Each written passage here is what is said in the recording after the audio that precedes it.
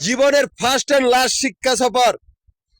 এই শিক্ষা সফরে আমি কতগুলো অজাত পাগলা কুকুরের সাথে চলাফেরা করতেছি, যে অজাত গুলা উচ্ছৃঙ্খল আর বেয়াদব, যারা কিনা নিজেরাই এক একটা রাজাবার সাথে পরিণত হয়েছে। কুকুর এমনকি বেয়াদব, রাজাবার সাথে হইতে পারে নাই, বেয়াদব এক একটা সাহস এত বৃদ্ধি পাইছে যে এদের কথাবার্তা বলারও সিস্টেমটা শিখে নাই।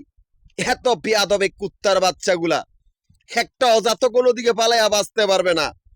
আমার জীবনের ফার্স্ট শিক্ষা সফর, এমনকি লাস্ট শিক্ষা সফর, সারা পৃথিবী ধ্বংস হবে।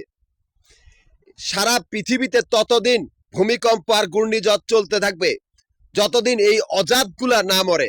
আমি একটা গ্রুপের সমস্ত সম্পত্তির মালিক, এমনকি একটা জায়গার কতগুলি কুকুর, প্রতারক কুকুরের জন্য আমাকে তোরা দেখেছিস, হয়তো জীবনও দেখতি না।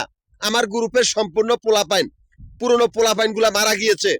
আমি একটা কোম্পানির দায়িত্বরত ছিলাম 20 বছরের উপরে, এমনকি সেই কোম্পানির সমস্ত সম্পত্তির মালিক।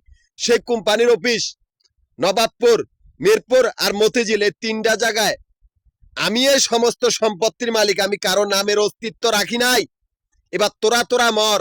আমি সারা পৃথিবীতে 3টা ভাগে বিভক্ত করেছি।